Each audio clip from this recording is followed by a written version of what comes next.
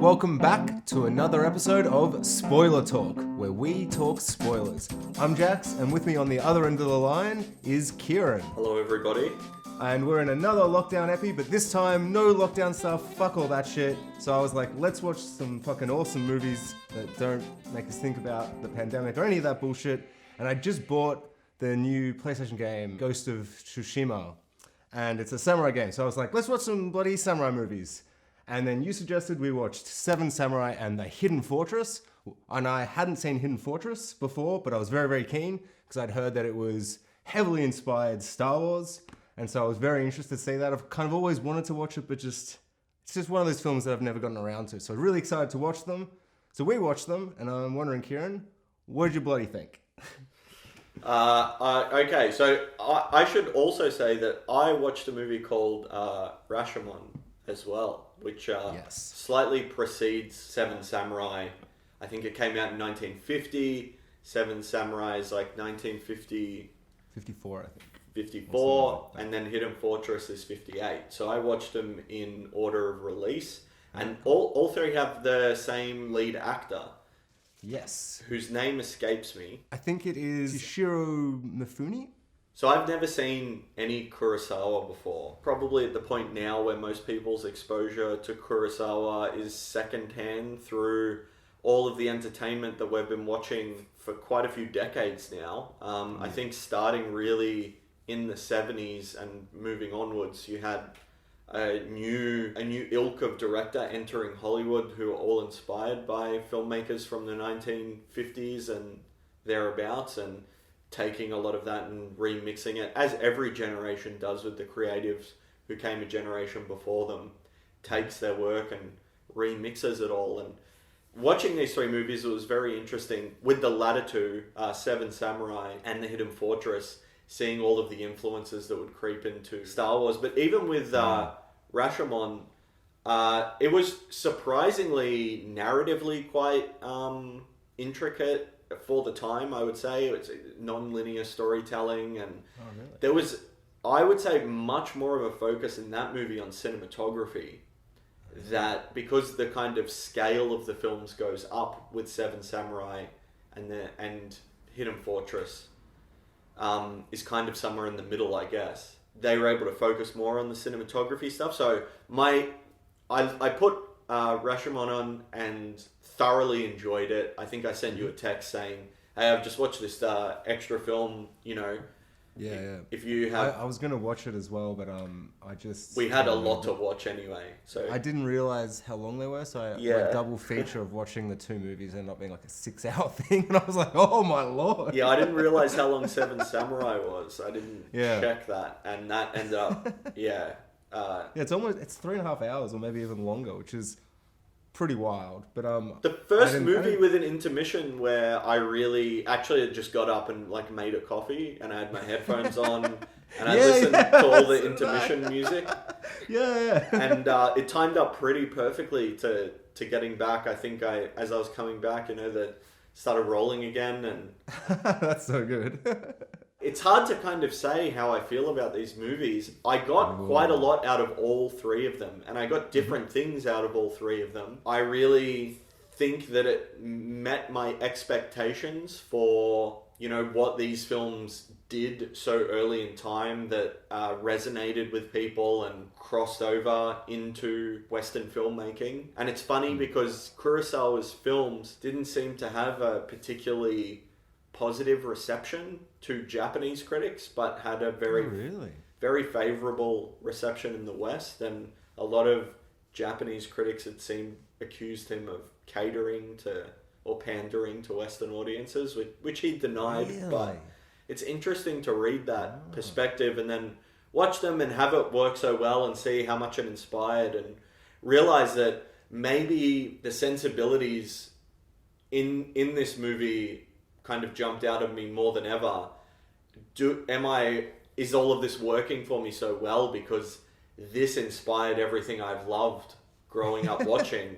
This is the kind of foundation and basis. And a lot of elements you can see, I think other filmmakers worked out better and they kind of took the framework that, say, a character in Seven Samurai, you know, you have the drunken warrior, seemingly with a heart of gold, who doesn't always follow responsibility correctly and ultimately has a sacrifice for the greater good. That kind of archetype here is kind of, you know, you can see how a more modern filmmaker would just move a couple of pieces around and then you've got that story kind of done. But obviously never having it done before or not having it done at this level means these movies were working out a lot of those ideas and a lot of those archetypes and a lot of those things that would probably not even, they weren't cliche, they weren't archetypal, they weren't known to anyone at the time, but we've seen them reworked and reworked again and again. I don't know, it all met my expectation completely for what I wanted. Some things exceeded, some things didn't. I was actually expecting, and it sounds probably like a very modern audience, I thought there was going to be more action. Do you just not to cut you off, but you know what the main issue I had when I was younger, when I watched Seven Samurai the first time when I was like 18, 19 or 15 or whatever, like I watched it and I was like, it's pretty good, but I thought this was going to be like the Jackie Chan movie but with samurai swords. Why do all the samurai swords except for one suck? I've changed my opinion. I don't think they will suck this time. I actually thought the action was amazing, but it is really like not action light, but until the last hour, there's essentially no action. There's like 2 standoffs, and the action is very grounded and very realistic, and this is what these types of battles would be. It would be like, all right, we need to strategize because these people, you know, there's not as many of them, but they know how to fight, and they have a basic methodology to how they go about this, and the samurai being fewer in number, but obviously far outpacing these people in skill. It was a great... I loved kind of just being in the world, being in the village, watching all of these characters intermingle. I didn't mind that there wasn't action, and I think I got more out of all of that. And then when the action does happen, not to say that it isn't fulfilling, it's actually quite satisfying to watch a battle realistically just be 2 guys hacking at each other. You know, there's not going to be a lot of blows for the most part. And the battles that do go on longer end up just being like kind of dirty, muddy scraps to the death. And that's kind of a consistent thing through all 3 of the movies I watched. That the action sometimes is kind of larger than life in some areas, but it all really feels very grounded and simple and brutal in a not bloody way, but just in the reality that essentially the plan is corner this guy in Seven Samurai. We let 2 in, corner them, and just stab them with bamboo. Stab them to death. Yeah, it's the strategy and the way that the last hour is just them slowly chipping away. 40 guys down, and like the way they just slowly kind of go, we'll just take 2 at a time, and there's just the strategy. Like most of my favorite stuff, I just love them like walking around the town being like, where would I attack if I was gonna... And just figuring it out. It just felt very... I don't know. I liked how kind of patient it was with its kind of like... setting of the action and stuff. I almost thought it was so cleverly handled that the last action scene where he's like, there's only 13 left. We'll just let them all in and go one for... And like, this will be the final battle. Almost felt a bit like he's just like, you know what? Let's just wrap it up here. We can't do this 3 or 4 more times. Let's just do it. There's another line in there where he mentions, this can end up being a drawn out, long, and we all get really tired. And that seems what the bandits' plan basically is like, swoop in, scare them, and then leave them for night and come in the morning and they're all tired and frantic and finish them off. Yeah, little afraid villagers. Yeah, there's just like little stuff, like the villagers are like shaking and like clearly like too tired, and he just kind of... I don't know, I love that wise old man. Like this movie to me is just like, it's essentially now 60, 70 years later, like just cliche after cliche all wrapped up into one big cliche because it's just been repeated and re-rinsed and stuff. But man, I think this movie like nails the wise old man, fucking Crave the drunk, and the silent warrior, like who, I don't know, I thought those 3 characters in particular were just so like I can just see why we still have movies with these characters that like And not even just movies that just remake the Seven Samurai style thing, but just take those kind of characters. Other movies kind of take these things, and some movies have developed various portions arguably better over time. But this movie really succinctly does everything you want out of a movie like this. And I say succinctly, it is almost 4 hours long. So maybe that's the wrong word to use. But it actually did not feel its length. No, not at all. The first hour is essentially to the town and back. And then there's about an hour and a half of like preparation and training and developing relationships. And then war. Yeah, and it's kind of evenly. I mean, nothing overstays its welcome too long, and with the exception of maybe just some sensibilities that are a little bit dated, I would say the pace is really good, you know? And when I say like sensibilities, it's more the... Like the romance plot? I found the romance plot a bit weird. I was like... Of course, and that's just like, we expect certain things out of it, but back in this day, you had first of all, it's 1950s sensibilities doing what they think...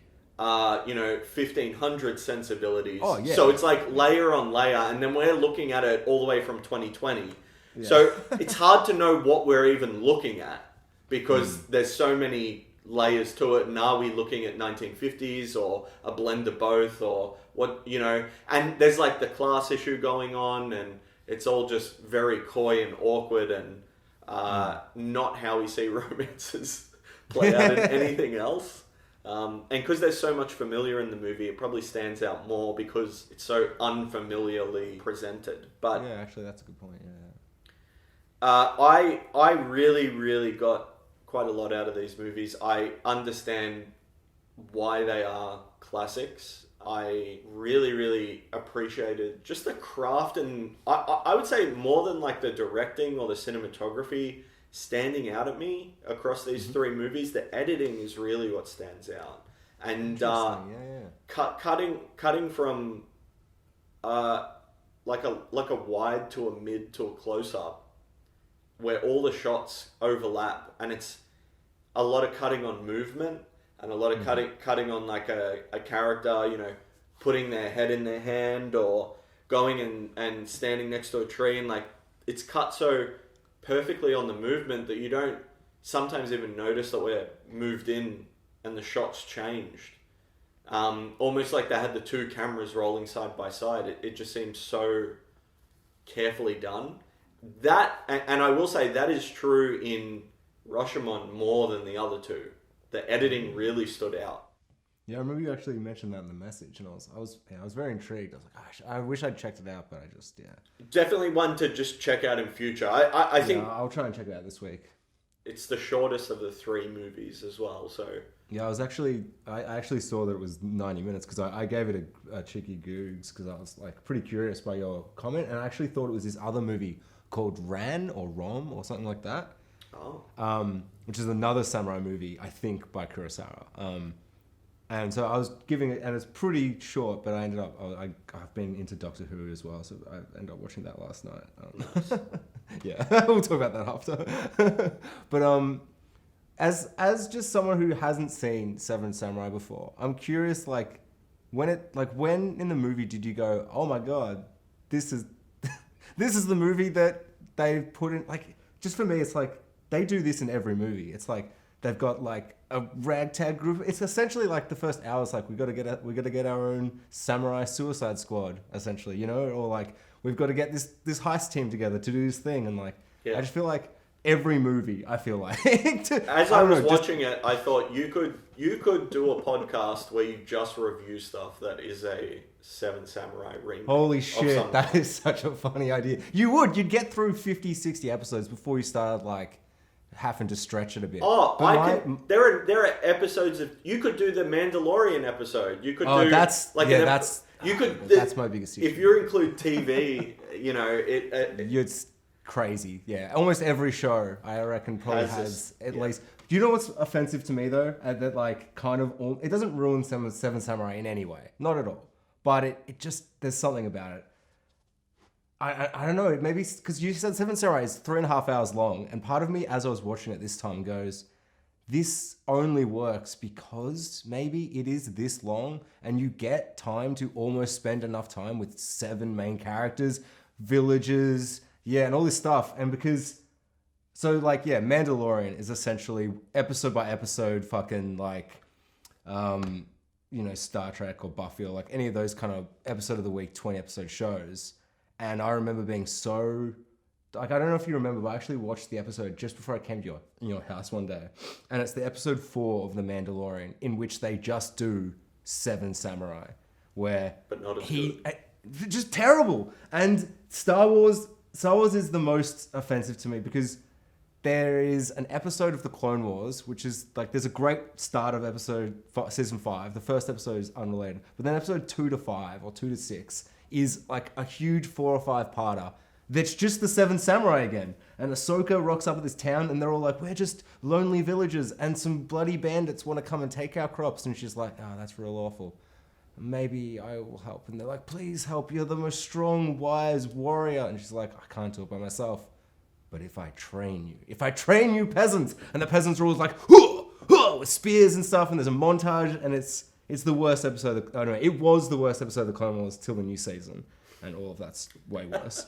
But it's just, I don't know. There's something about Star Wars doing it that just pisses me off. They're so cheap and generic. It's by the same guy as in The Mandalorian as well. And in The Mandalorian, there's that montage with all the fucking villagers and they've got their spears. And I don't know. I think there's just something about how Star Wars have done it that like really just feels so uninspired. Like I think every beat they do in that Mandalorian episode, man, just feels so kind of pathetic and just going, hey, how good's 7 Samurai? And I'm like, it is a good movie. Do you want to do anything different? And they're like, not even a little bit. In fact, there'll be less. We'll do it differently in that we don't do it with as many characters or as good. Yeah. It's just, we're going to do 3 samurai because there's like 3 people that have to get together. And then we'll barely develop any characters within the village. So you don't have anyone to actually latch on. Like, when the old man died in 7 Samurai, I went, no! Yes. Like, I didn't even like that character, particularly. He was quite, he's the kind of down on his luck old man, but he has a little arc within the movie, and when it happens, I'm invested in the relationships he has with the other characters and what has been going on. They've done a good job to get to that point.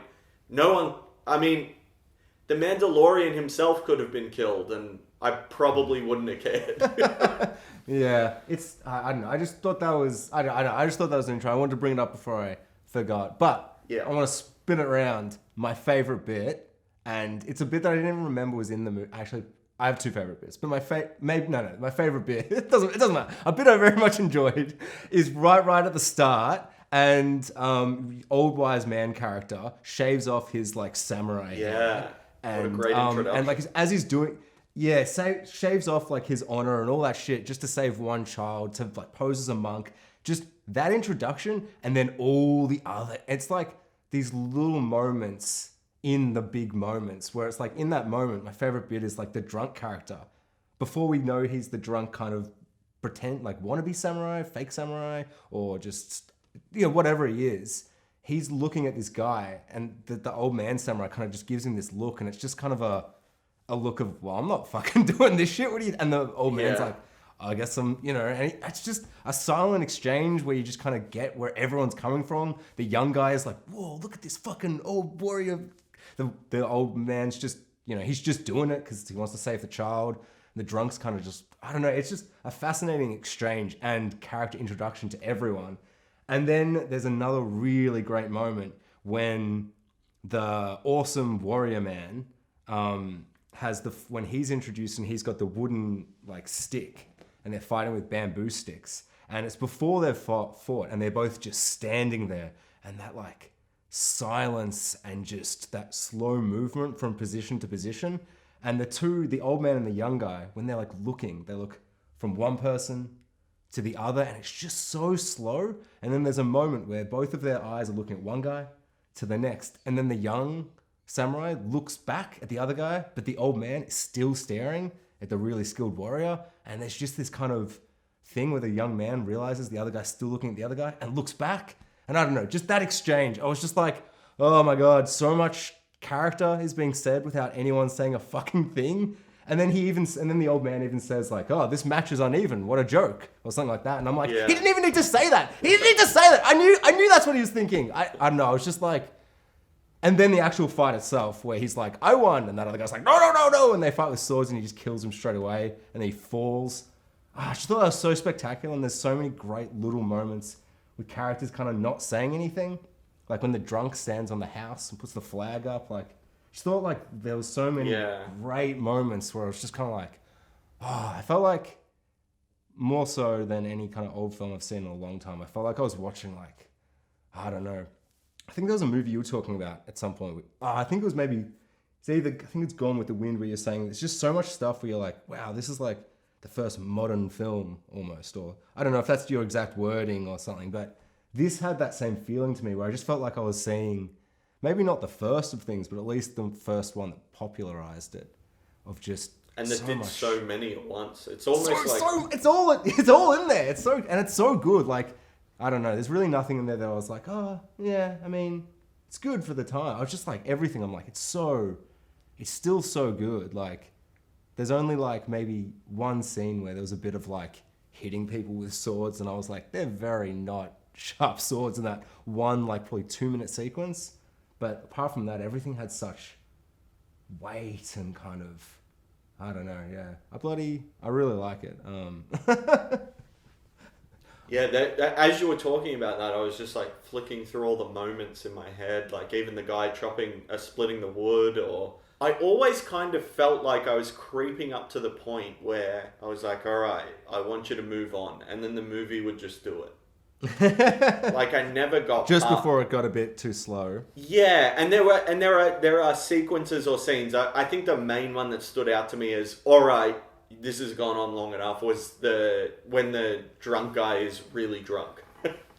Do you mean the bit where they're like pushing him around and stuff? Yeah, that goes on. I know just exactly. Like, I love that bit. I do too, and I was in it. I feel so drunk, man. I was like, I feel like I'm getting drunk watching him. Like it made me feel like uneasy. I was like, oh.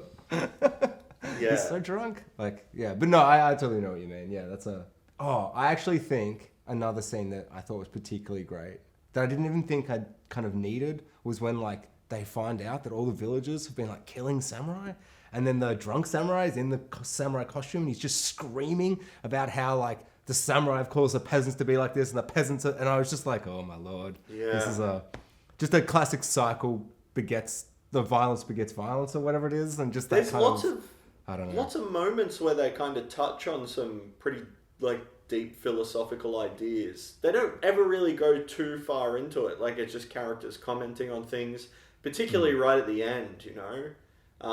But there's like quite a few moments where I was like, oh well, this movie is actually interested in these ideas, which I just see so many movies. I feel like, especially doing this podcast, there've been so many times where I'm like, why don't you talk about these interesting ideas that you're presenting in this movie? You know, why don't you bring them up, or why don't you give us some insight into the character by them telling us what they think about these ideas? You know, that's essentially what we're getting through the old man character a lot of the time. He's delivering a lot of the exposition very eloquently, very kind of Picard-esque, to reference The Next Generation. It kind of reminded me of that. Like, that's what that archetype evolved into, I think. The ultimate kind of, I would say, warrior who keeps his sword sheathed. You know, older, knows a lot, but is also aware of their own shortcomings, I would say. Yeah. There's so many directions you can take components of this film and just run it in a certain direction. Like, to put this much into a movie and have so much of it work, it reminds me of watching a lot of classic movies. You know, you just kind of sit back in awe. And there are classic movies I watched that doesn't happen. Like, one I can think of, Chinatown by Roman Polanski. A classic Such a film. bad movie. I It's so boring. It's such bullshit. And people get angry at you when you say that. Like, you don't know what a great movie... Yeah, I do. It's not this. I wish you were in my film class to yell at my film teacher, Boris, back in like 5-6 years ago. Because he played that. We had to sit down and watch it one morning. 8:30 in the morning. He just puts on Chinatown in the auditorium. And I just remember being like, oh my God. Like, what the fuck? Like, what have you done? This sucks so much. Yeah. Like, what is it about? Yeah. That is a movie that is doing a few things well, but not doing kind of enough of anything to keep me interested for as long as it goes on. And the simplicity with which things wrap up at the end, I'm like, you did not warrant this. No. You know, I really thought about Seven Samurai, like in the 1950s, being a theatrical production. Like, you know, just this crew of Japanese guys went out and they made a theatrical production that they toured around theaters that people would come and sit in a dark room and watch this production. What an experience it would have been in the 1950s with the cinema available at the time to walk into a big dark room and someone put this on. You know, it would have been incomprehensible. Yeah. Absolutely, it would have been amazing. It would have been. There's nothing I can even compare it to because I had exposure to film before I even went to the cinema. You know. Yeah. I definitely would have noticed, but I actually rewatched Mad Max Fury Road this week, so I totally noticed. But there's a bit in this movie, Seven Samurai, where they're all there at night, and the bad guys, they've established the bad guys know the samurai there. They have 3 guns. They've already got one, or maybe the drunk gets one later. But it doesn't matter. They need to get a gun. They need to get a musket off the bad guys. So the bad guys are running off in a distance. And then the fucking awesome skilled warrior guy is like, oh, go do it. Yeah. And then he runs off.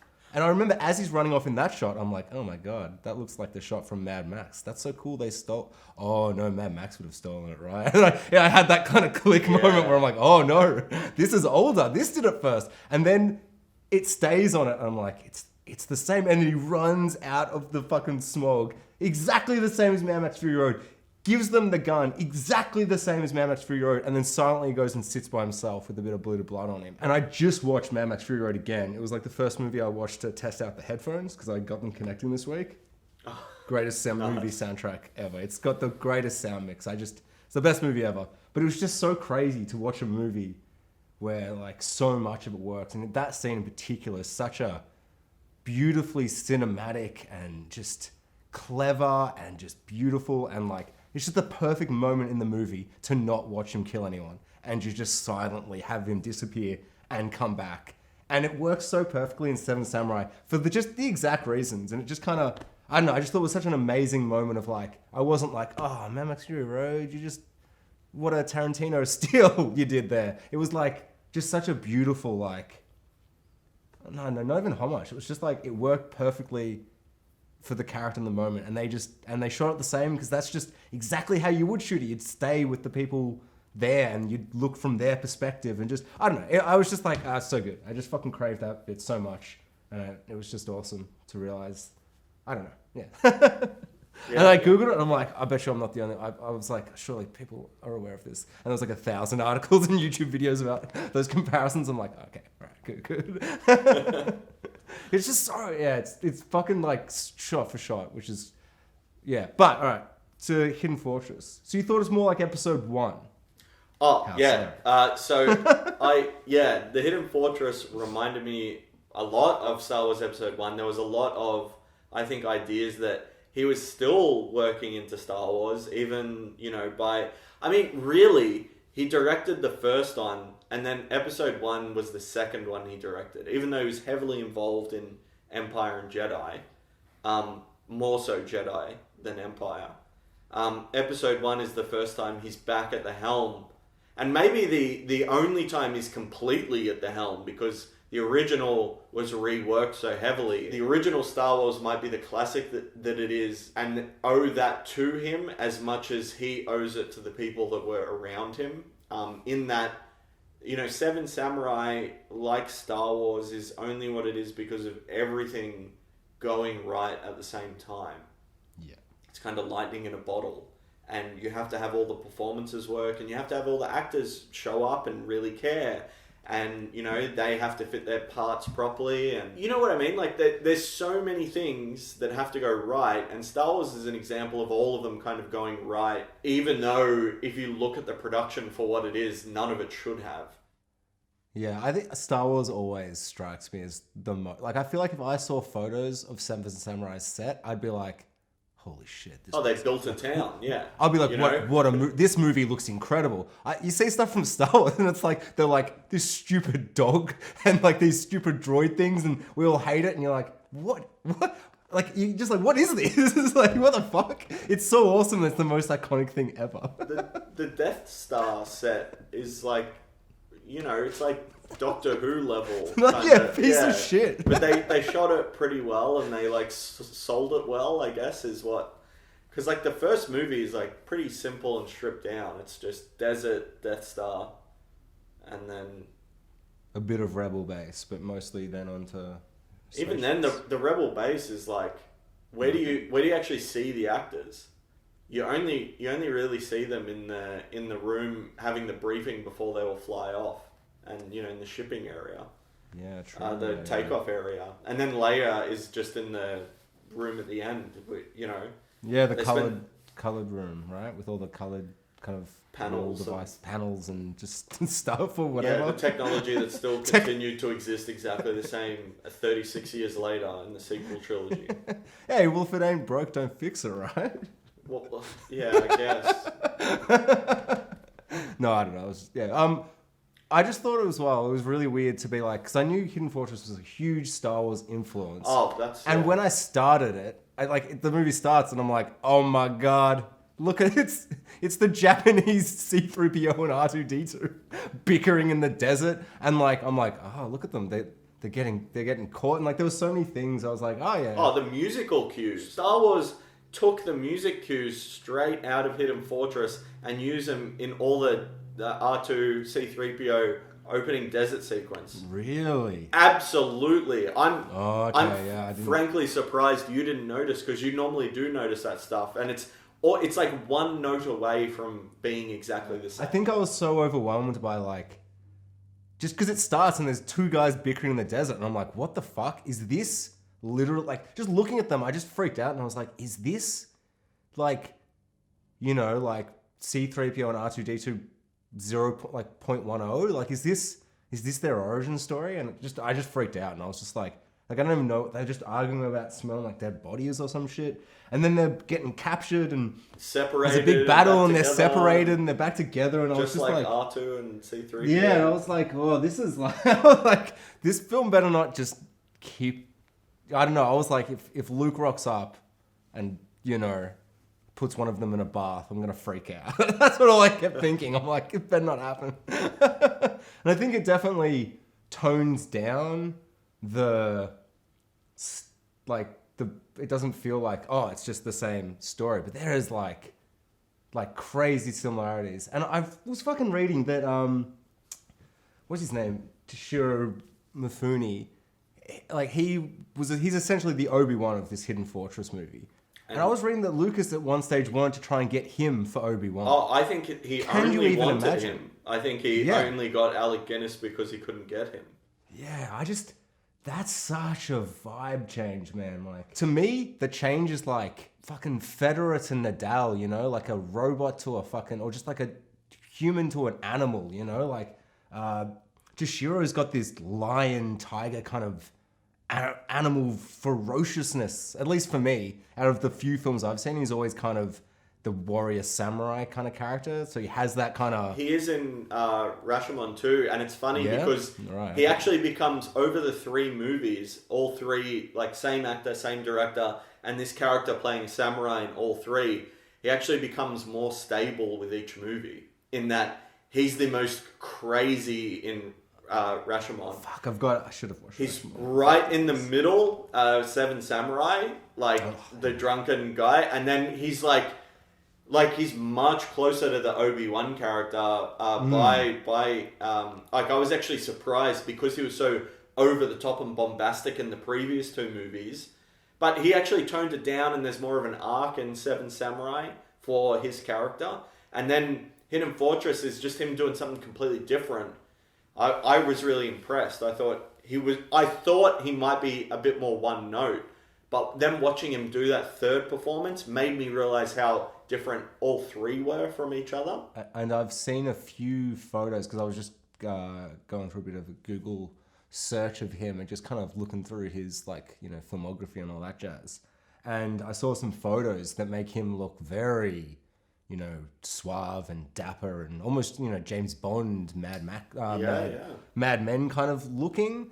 And I'm not sure if he might be completely deranged in those movies. James Bond started. And so he does look visually different in some films. So I'm sure he's got quite a range. But for me, he's got such an exciting, vibrant performance. I'd love to see an alternate version where he was Obi-Wan, but I also don't know if that's like, I don't know. It's just fascinating to realize that was like just a possibility, and it's just what an incredible change to my entire life that would have been if he'd been Obi-Wan. Like we wouldn't have had Ewan McGregor then. Like, would I not like Ewan McGregor then? No, but they would just be crazy times. Because I think like if you swap that out, Star Wars still fundamentally works, and just it's different.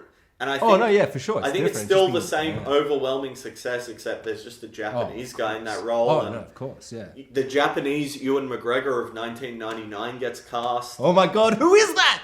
I don't even know, but So yeah, Hidden Fortress in there. So, because I feel like it really is quite a lot of 4 with like the scarred warrior at the end, kind of as a bit of 5 and 6 coming in there with the friend but a villain, but then the villain turns friend again and he's got a scar and stuff, and there's like lots of little stuff that I think you can kind of go, oh yeah, he definitely was inspired, but could also be tangential because villains get scarred all the time. That's just like a cliche by itself anyway. So well, really with the Hidden Fortress, the episode 4 connection kind of really ended with the droids for me. I didn't really see a huge amount. I mean, I guess the Obi-Wan role, kind of, but then there seems to be a lot of deviation at that point where maybe I'm just connecting things because, you know what I mean? Like, yeah, no, that's how I felt. I felt like the I was role connecting of the princess more than very different. Well, the role of the princess is closer to what the role of the princess is in episode 1 over episode 4. So even though there is a princess in A New Hope,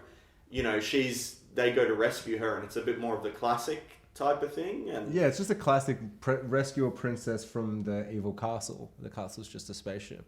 And in this, it's more like, how do we get this princess with a bunch of gold? Also, I think just for me, I was like watching Hidden Fortress being like, this is Star Wars. And then suddenly the droids were like, we're greedy, gold-loving, filthy, disgusting pieces of shit. And I was like, what the fuck? What the fuck? These guys are evil. These guys suck. Like, well, the droids are just neutral, kind of. I mean, R2 is trying to help, and C-3PO is just there. Yeah, like this movie isn't that. Yeah, Star Wars doesn't reference that much. Otherwise, there would be a scene in Star Wars where the R2D2 and C-3PO look at Princess Leia and go, she's asleep. I guess we'll rape her now. Because that fucking happens in this movie, and it was really distressing. And I was like, what the fuck is this? Yeah. I don't know, and I think I just found it really distressing because I kept just looking at them being like, it's R2-D2, it's C-3PO. And then they did that, and I'm like, what the fuck? These monsters. They're not real. They're not them at all. All he did was just take the concept of like two not peripheral characters in the universe who aren't consequential to the plot for the most part. And then, we kind of follow them for a little bit. But even Star Wars kind of is done with it pretty quick. Yeah, we stopped following the droids kind of at the same time we stopped following these guys in this. When we meet Luke, I guess, is when we... Yeah, and the heroes. And it was just that thing of, because I was very aware that this is one of the, like Lucas has been like, yeah, I like this movie or whatever, and I've stole bits or inspired by bits or whatever. So I was just so, like, in that mindset that any little thing... I was like, oh my God, like he has a duel with like a warrior, and I'm like, oh my God, it's Obi-Wan and Vader, but it's also like nothing like that at all. But that spear fight they have, where he's like, hey, you, my friend, and he's like, I wish I'd seen you on the battlefield. He's like, haha, duel? Of course, haha. And I was like, these fucking psychopaths. Can you imagine if like you meet an old friend, you're like, dude, from high school. I always wanted to fight you. Yeah, fight now with swords and spear, and it's like Jesus.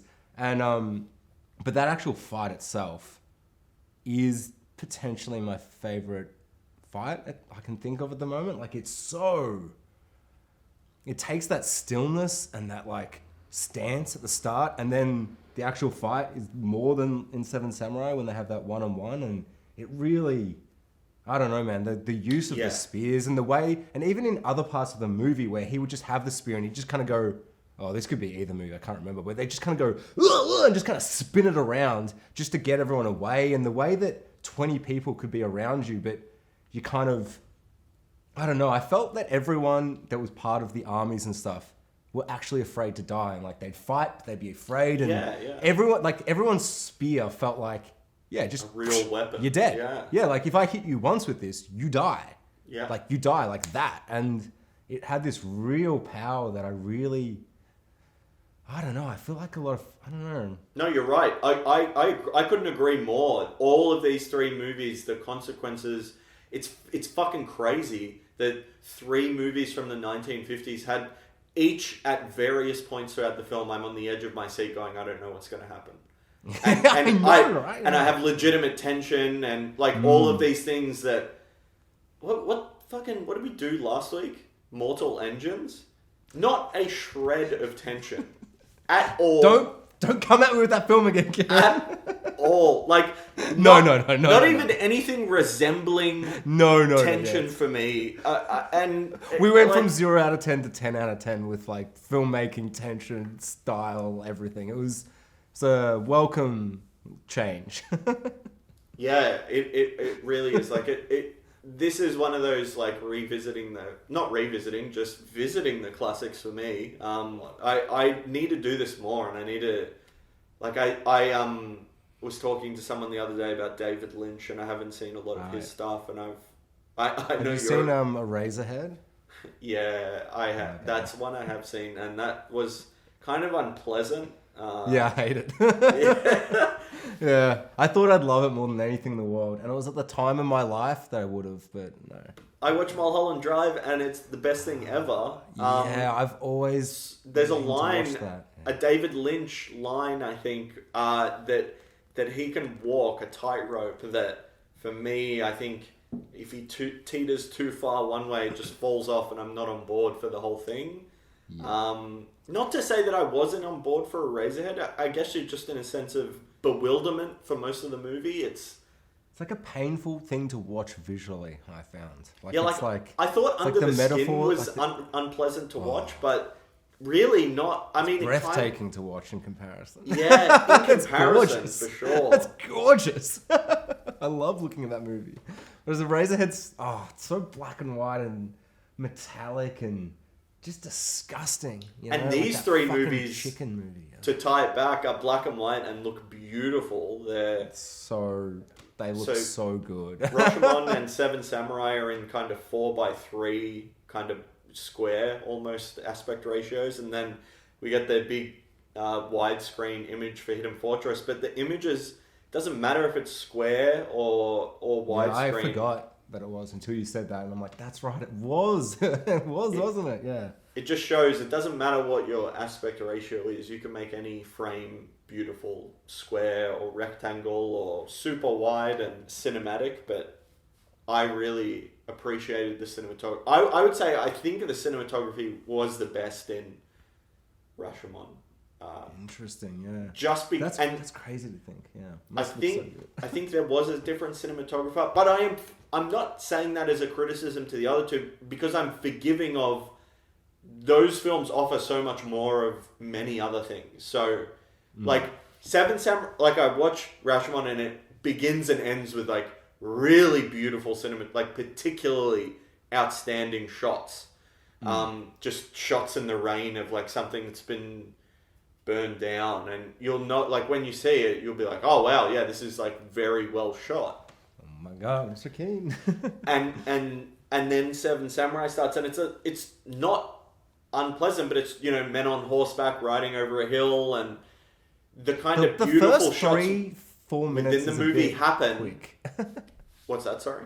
Sorry, when you were saying that, I'm like, I feel like the first 3 or 4 minutes is a bit like, we're bandits. Oh, let's kill them. They're like, not yet. They've got no grain. Let's come back later. They're like, later we'll come. Oh, and they just. I'm going to be so bold as to criticize one of the greatest films of all time. I would say maybe you should. Shit start. No. I only say this because, a few years earlier, the same director made a movie that really had a powerful beginning and ending. And it's surprising that this one, which was obviously much more of a crowd pleaser and reached a wider audience. That seemed like a modern sensibility when I watched that movie. When I watched Rashomon, I was like, this is probably going to be the case in all three, This feels like what modern movies do more of, I think.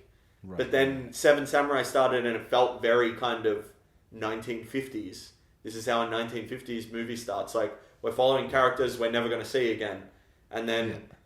And then we're with the farmers. And then at that point in the movie, I'm like, we won't be with the farmers long, and then we'll be with someone else. And it's just going to keep kind of hopping. And then we stay with them, of course. But it's just like, why not start? Why not start with a shot of the village and just start with the farmers? And like, we get all of the information that the bandits offer through the farmers anyway. So... And the movie's 4 hours long, so it just it's not a decision that I can really make heads or tails of. Particularly, I guess when it's not even beautiful to look at. Like if it was sweeping, beautiful shots of them riding over the hill that we get later in the movie, we get like really beautiful shots. It's just always surprising to me when movies don't pay attention to their opening and closing. So many modern movies now open with just a shitty helicopter or drone shot of nothing. It's just their cityscape or a neighborhood or whatever, and it's just so easy. It's just, you didn't put any thought into how you wanted to start your movie. The first thing that you want to show your audience, like, do a fucking... What's the David Fincher movie where it's like her looking into the camera? Ben Affleck and Rosamund Pike. Gone Girl, yeah. Yeah, like the first and last shot of the movie are her looking into the camera. Like the first shot is her looking into the camera, and you're like, oh my god, this is the most beautiful woman I've ever seen in my life. I want to be with her forever. Who's in that movie? Rosamund Pike, I think. And then the last shot is her looking into the camera, and you're like, that's the most terrifying thing I've ever fucking seen. I never ever want to look into those eyes again. I barely remember the film, but that's definitely how I felt from beginning to end. That's a perfect comment. And I haven't seen that in a long time, so hopefully I'm not embarrassed and it isn't the opening and closing shot. But even if it isn't, like they bookend the movie and it feels like that's the first and last thing I see. So actually, on speaking of first and last shots, this might not be the single last shot, but what I remember being the last shot is particularly melancholy. Beautiful, but more melancholy, where old man samurai is looking up and they've got the four mounds and the samurai sword stuck into them, and he looks up and he's like, we didn't win this battle. This was a battle for the villagers, but as samurai we lost. And I guess because there was 4 losses to 3 that didn't, I guess, or just any life, I suppose. It was just, I don't know, it was just a beautiful, sad, melancholy. It reminded me a lot of Saving Private Ryan. I was like, is it called Seven something? And I'm like, no, that's not right.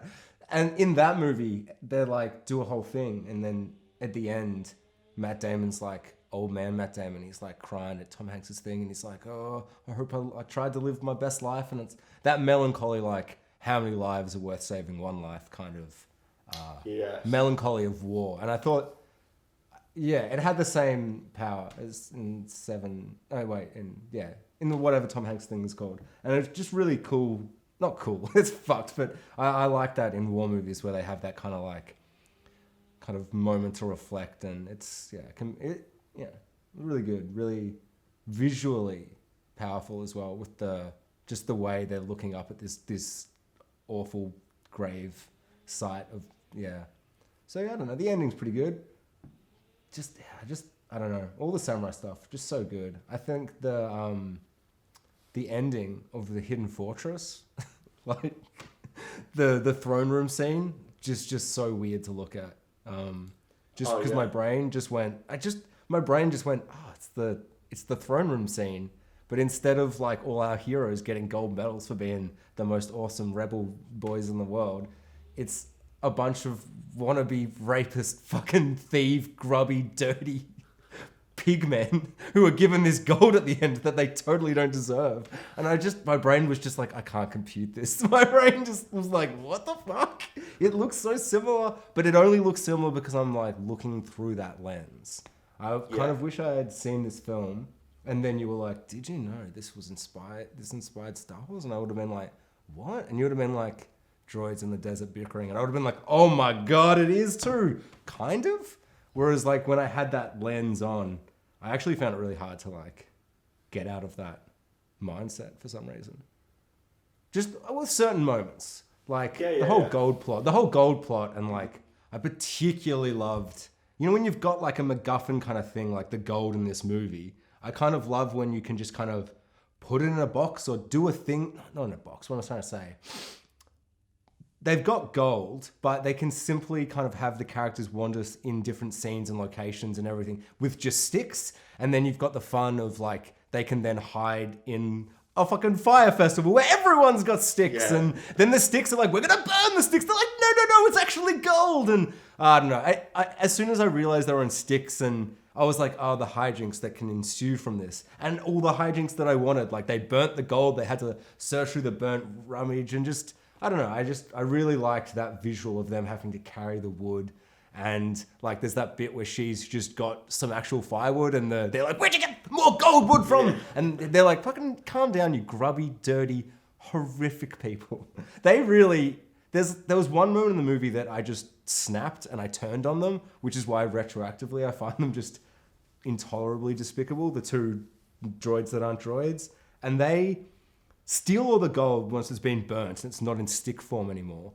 And they're like digging and digging, and there's just this horrible desperation as they're digging. And then our main hero, Obi-Wan-esque character, is like, it's time to go, and there's spooky horns coming, and you like can sense that the army is getting closer and closer. Yeah. And then they just have that moment of like, no, we don't care. We're just gonna keep digging. And he's like, fucking get up, and he has to help them up. And I was like, oh, they're like, oh, I can carry more gold, but they can't. He's got to help them up. But then they escape, and then they fucking just go, oh, should we just go back and get more gold? And I'm like, what the fuck? Like, I lost it. I snapped. My brain just, I became unable to deal with them as characters anymore. Like, that fit perfectly within what they'd been doing the whole movie for me. So no, for sure. I wasn't like, this is... Sorry,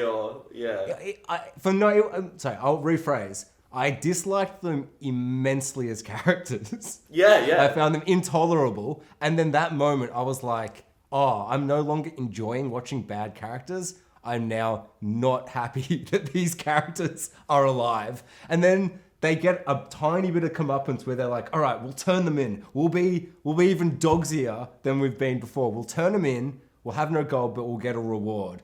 And then it turns out they were captured, so they don't get the reward. And then I actually kind of love the moment where they're like just walking and the horses come and they're just like, oh my God, this is so good.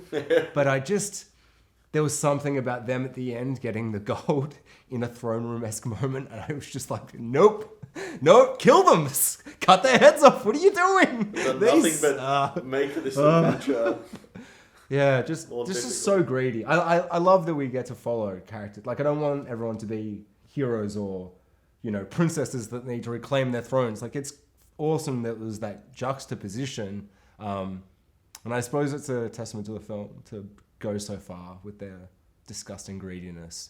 But yeah, there's something about, and I'm sure it's not just these two films, but the peasants and all the characters who play peasants, and I mean, even the samurai when they get muddy, but there's this gritty, grimy kind of dirt that just seems seeped over everyone, their clothes, the costumes. It's almost like they fucking, you know, rub dirt in the lens. It's got this kind of, I don't know, this just really feral, awful kind of life and this world of like, I don't know. I really felt like I could smell the decay, I suppose, of these. Yeah. And just the kind of awful, like there was a point when it'd have been in Seven Samurai where all the villagers are just sitting around, just crying. They're all just screaming and crying, and I think it's quite early where they're complaining about the bandits, and it's just like, holy shit, man! Like it feels like he just, got in the bloody TARDIS and went back and just shot real people, like complaining because life sucks because they don't have the internet and shit, Like it's just, I just kept thinking at the start of Seven Samurai, like how grateful I am to not live then. Just, God, it looks so awful. Like kind of beautiful, but with like just so dirty. I don't know.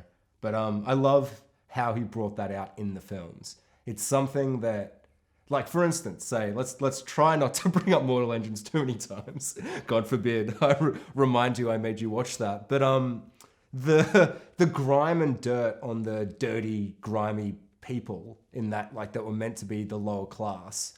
It has, like, saying with, like, The Hobbit, I'm sure the peasants in that have that same, where they've got the dirt on them, but because it's, like, all HD and shit, that dirt doesn't feel real. It feels like makeup. Whereas in these movies, I felt like he just said, go roll in that mud for a bit and then sit in that costume for 6 days and then I'll shoot you. You know what I mean? I think a few Mortal Engines characters could have afforded to go roll in the dirt, and it would have improved the movie quite a bit. Brutal. It certainly wouldn't have made it worse. It would have sold me on the aesthetic that they were going for, which is like a decrepit post-apocalyptic machine sci-fi world where everyone has like perfect clean costumes. Those movies should look like Mad Max, man. Like, actually, sorry, I'm gonna go on a big tangent for like 20 seconds. Last week you said, and I agreed with you, that Mortal Engines stole Mad Max Fury Road's soundtrack. So I don't think I was harsh enough. I think I was like, it's just good chase music. So, I don't know what I said, but I know I wasn't harsh enough.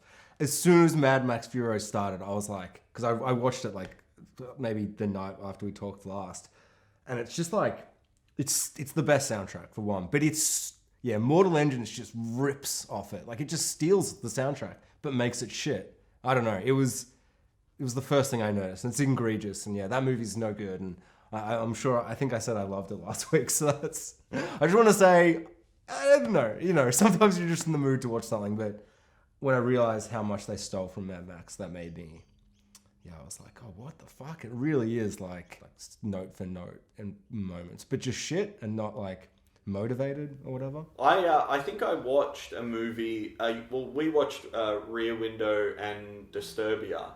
And I think I watched the Disturbia to Seven Samurai's Rear Window, a movie called 13 Assassins. Have you seen it? Yeah. No, I haven't, but I've definitely heard of it. Very, very, very... And I mean, a lot of movies have remade Seven Samurai. Yeah. Well, people who need help because they're getting attacked and then some heroes come is literally every Clint Eastwood movie. Exactly. It's archetypal, so it's almost like you're not even stealing. It's just so broad. But almost every Doctor Who episode is that as well. Really, he's like, I am all Seven Samurai, and I'll come and I'll fix your little problem, and I'll stop the bandits. Like in a way. Yeah. 13 Assassins feels like the we were saying earlier. There's not a lot of action, even though we were happy with the action we got, and we were happy with what we got in the movie. 13 Assassins is okay, let's do Seven Samurai and do the action too. From memory, the last third, or, it's like it's lots and lots of setup, and then it's like a big, long thing. But it's like Disturbia is inferior in a lot of ways to Rear Window. Even though Rear Window's not perfect, we had our issues with it. It's not perfect. It takes a lot of the Rear Window things and does questionable things. And I would need to watch 13 Assassins again. It might be the best or worst thing ever. Who knows? Who knows? But it's similar, but it kind of ups the ante in the same way that Disturbia takes Rear Window and then modernizes it. And they both came out very kind of close. Both movie and remake, came out very near each other. Right. Rear Window's 54. They're both the same year. Yeah, and then the what a year. remake, Disturbia's 2007, this was 2010. That's really close. Both 50 years later. It's like, yeah, 2 generations of filmmakers later, you know, these movies are still resonating with people, and people are still, like, taking the fundamentals of those movies apart and trying, for better or worse, to retell them. And at a point, you know, as a creative person myself in a lot of different areas, grappling with the idea of originality, the more movies you watch, the more you realize that nothing is original at all. And that, in fact, the opposite could not be truer, in that the people who learn to take great things and repackage them are the most successful people there are. And reach the broadest audience. And it's like, you know, everyone talks about the age of intellectual property. Well, I don't know that it's ever been different. We've always been in the age of intellectual property. It's just that intellectual property has kind of become the term. I mean, George Lucas was just reliving the 50s, which is when he grew up, and he retold Flash Gordon serials and his favorite Kurosawa films, and American Graffiti is a 1950s, you know, car movie, and, you know, like, it's just a man living the 50s, like J.J. Abrams living in the 80s now. And repackaging all the things he loved, and many people saying that it's kind of an inferior... Maybe it just always feels like it's an inferior knockoff. Maybe a lot of the time it is just people taking and it's an inferior knockoff, but then the next generation will look at it a bit differently. You know, the people growing up with J.J. Abrams stuff now, in 25 years, will be like, he was my Kurosawa. He was the guy I watched, and he made all the blockbusters. Horror of the mystery boxes that we might get in 25 years. It's like, oh no. Contemporary Japanese critics would be saying the same thing about Kurosawa. You know what I mean? Like, this is kind of just a constantly repeating pattern of creativity, and maybe I mean, it seems like he was borrowing a lot from Western cinema or Western tendencies and the way we like cinema to be told, and he seemed to be very attracted to that. So who knows what he was retelling, you know? And the person before him, like, I don't know that I've ever had an idea. Just someone else's repackaged idea got into my head through something I read or watched. That's an interesting and scary thought. Sometimes things can feel original. Like, I don't know, I'm sure that I've seen things that have taken Seven Samurai's story arc and done it well. Whereas I remember when the Mandalorian episode did it, I immediately was like, nope, no good. You better have something besides this is just a Seven Samurai episode. And then it ended and I'm like, you fucking didn't. You had Seven Samurai and Chicken Walker, but it's like a horror movie. And you didn't do either good. And now I'm just, I'm sure if I rewatched, I'd be like, this episode's fine. What am I angry about? But I remember being like, actually angry. And I'm like, this show's no good. You have 8 episodes. You don't have the right to waste 45 minutes. This is bullshit. But also at the same time, whatever. I'm sure once that show has 3-4 seasons and shit, I'll be like, whatever. You can have, episodes like that. But it's not even about originality. It's just if that episode had been good, I would be talking about how good the Star Wars 7th Samurai episode is, And it wouldn't be that they stole anything. I'd be like, they did it, but good. Like, they took the elements and did this thing that was its own thing, rather than being like, they just made that thing. I think the definition of good in cinema, if there was one, would be making you believe the lie. Yeah, that's what the best cinema really does. Yeah, it's an illusion. It's a magic trick. It's a video production that is all a big magic trick, trying to trick you into a narrative or a perspective or whatever they're presenting. And the ones that really do a good job of tricking you, I guess really ultimately it's like the movies that don't take you outside of the movie. They just keep you there. They're just all in on it, and they just keep you within that illusion. And it's hard to work out why things don't work, why things do work at certain times. Like, I remember seeing the trailer for Mortal Engines and being like, oh, this could be the next big trilogy, This could be like, this is like Peter Jackson's crew, and he's always like rearing these young filmmakers that show a lot of promise, like Neil Blomkamp and You know, he hasn't. Yeah. He did District 9. He was another one of Peter Jackson's kind of disciples from Weta, or via Weta. Weta works with him, and his movies look really great. And he didn't quite go the trajectory I was hoping for, but then seeing this come along, and I'm like, oh, all the building blocks are there to do it, and then I put it on, and you can't even, like I said, on paper, nothing's not like the costume on paper looks good, but it doesn't look good because it needs to be way dirtier for me to believe that this universe exists.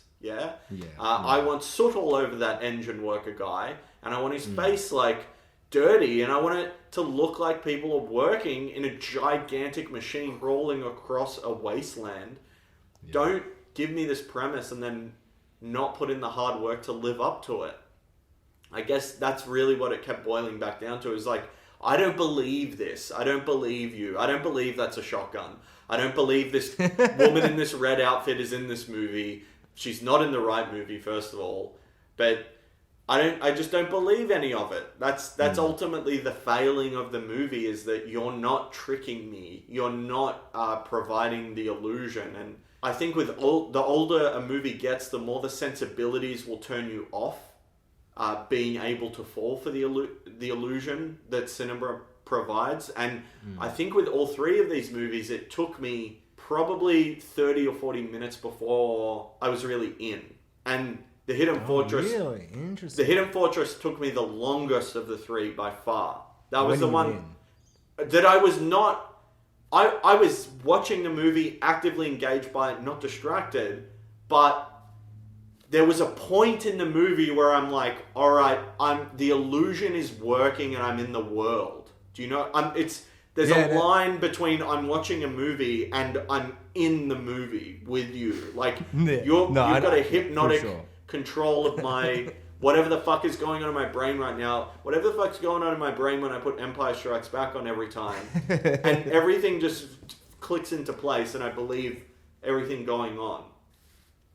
You know? What moment, if you can recall, in Hidden Fortress, because I'm quite curious, because I was pretty in from both movies from the start, like once the old man is shaving. I mean, with Seven Samurai, I kind of remember the vague gist, you know? So I was like, when he did that scene, I was like, oh, fuck, it's this movie. I remember this movie. This movie's great. Why haven't I rewatched this? Whereas Hidden Fortress was just like this baffling, like... It's got a lot more elusive with its plot, yeah? Pardon me? It's a lot more elusive with its plot, and it takes a little while for you... The Hidden Fortress. It takes a little longer for you to put the pieces together. Like, the other two movies are very straightforward. What is this? And it's just essentially... a guy wants to get the princess across country with some gold, but because we start with the droids who aren't droids, I have no idea what their fucking names are. The peasant droids, Pardon me? Well, I was just going to say, it's like the Star Wars movies that George Lucas directed. They're actually very, very simple plots, but the way the information is doled out to you makes it seem like they're more complicated than they are. In that, A New Hope is just like Princess Leia was trying to get to Obi-Wan to give him the plans, and she didn't know what the fuck she was doing after that. Like, that was the end of her plan, and then she didn't make it there. She almost got there, and then she put it in a droid and got captured, and then they go get her out, and then they blow the Death Star up, and Obi-Wan dies along. That's it's a very, very simple movie. They just fly and get her, and then leave. It feels so complex in my brain, and then you sum it up in like 2 words, and I'm like, oh my god. Yeah, there was like a battle that is alluded to in the opening crawl that we see in Rogue One, yeah? But like, as far as Star Wars goes, we don't know. Just like the Empire has fallen, the Akizu, whatever it's called in Hidden Fortress, the princesses... It's so hard when a word you just see that you don't say, and then like now I'm trying to think of it. I'm like, what? Yeah, fuck. What was it? So what they're going to do now is they're going to make a Rogue One style prequel to the Hidden Fortress, where we get CGI samurai warrior who was in one scene in this movie come back to be menacing. I guess I cannot wait. About the fall of her Yeah, and then the CGI girl with the funny eyebrows, the princess, will, right at the end of this prequel movie, look into the camera with a CGI face and say, now there's some hope, or whatever the fuck. And now we'll be mute for a bit, or whatever. Shrug. I actually thought the bit where she was mute, it's like one of my, it's like the opposite of a pet peeve. It's like a pet, is it just a pet love? It sounds lame. Oh, yeah, sure. Yeah, let's just go with that. It does sound weird, but I get what you're going for. Yeah. I'm going to go with my opposite of a pet peeve, is when a character is speaking a language or... So essentially, I'll explain what I mean, but it's essentially when Daenerys is like... It's born from when Daenerys talks to this guy in season 3, and she's all like... talking to him, and he's talking in a language that he thinks she can't understand. But then she, at the end, she's like, "Bitch, I was born Highvalyrian, you fucking dumb cunt slaver. Of course I speak this language, you cunt." And every like evil insult and everything, like she's been just sitting there taking it all, and it's just an awesome. I don't know. In my brain, especially when I was like overseas, I was just like, the amount of fucking times I'll be sitting at a goddamn hostel, and just like if I'm with a group of French or just, you know, Italians or just any fucking person, and they're just speaking, like a group of them, they'll just start speaking, and you're like, oh man, how cool would it be if they didn't think I could understand because I'm Australian, but secretly I did speak Greek, and I could just hear them, and I always just thought that would be awesome because then you could just, I don't know.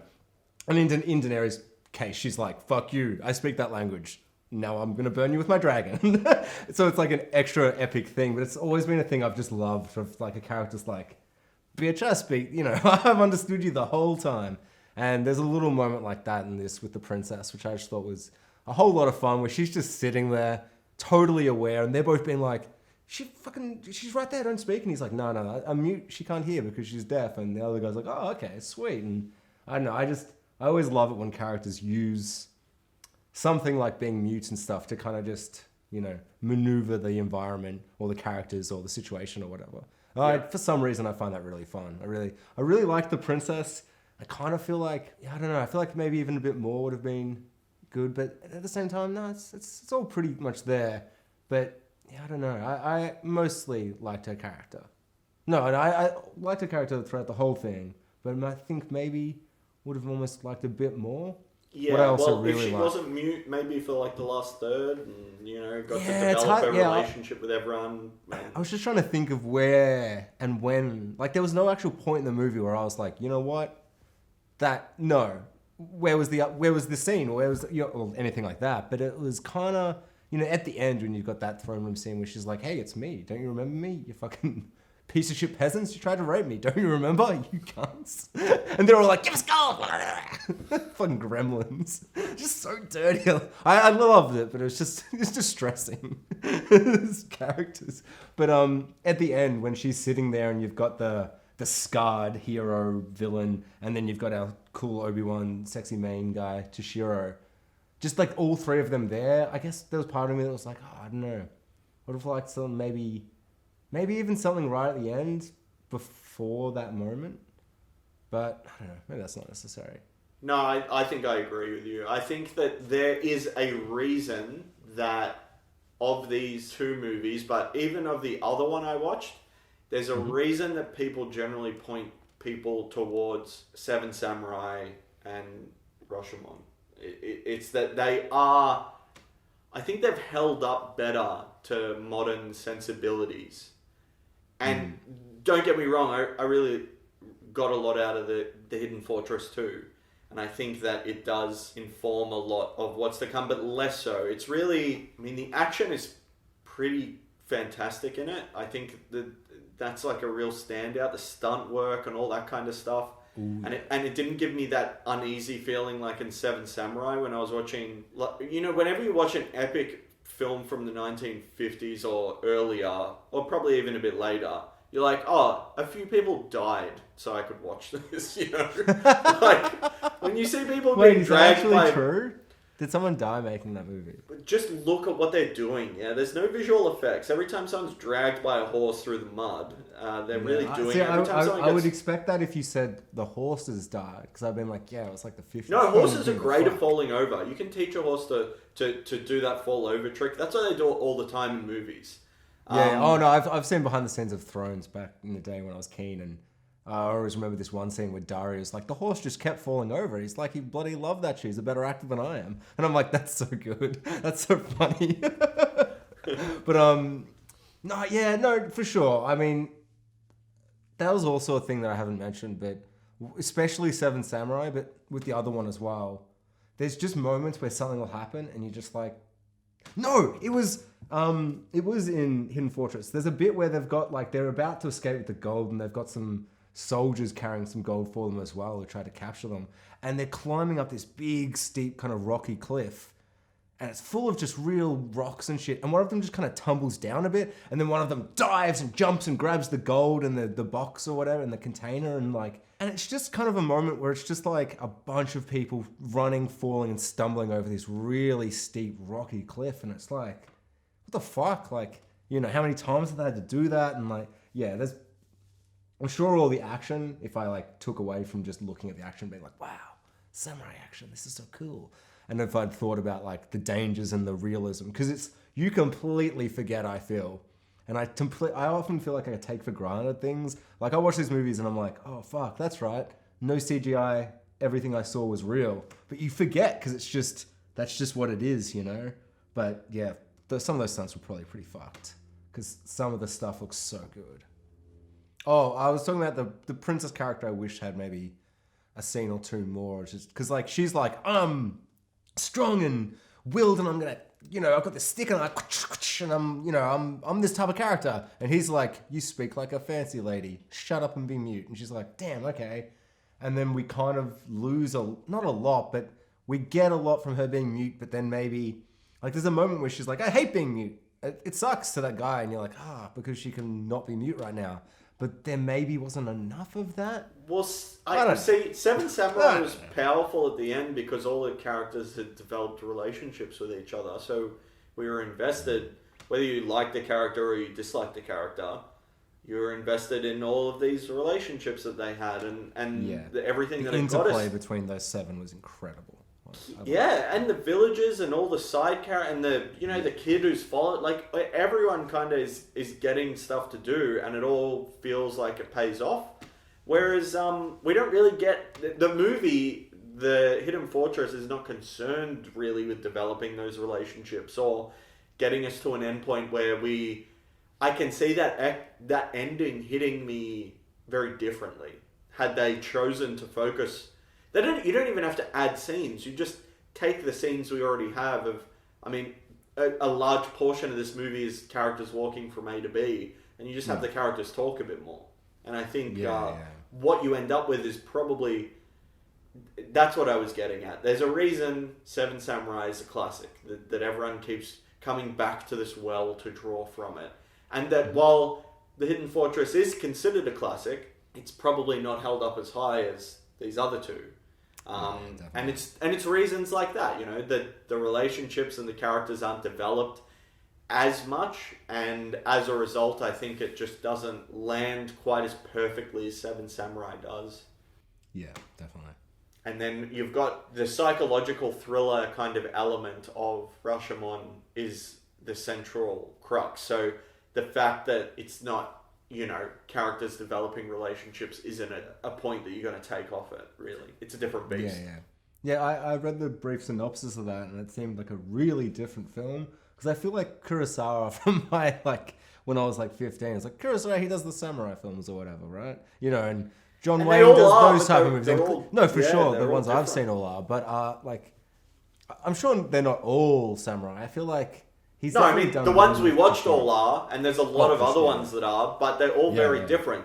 They're not just samurai movies. There's samurai in them, but they're a range of different things. Like these three movies are so surprisingly different. I agree. I agree exactly with your sentiment there. It's that I thought Kurosawa was the samurai guy too, and he is, but it's for better reasons than I thought. Spoiler Talk is produced by KCBN Studios and Space Kraken Media.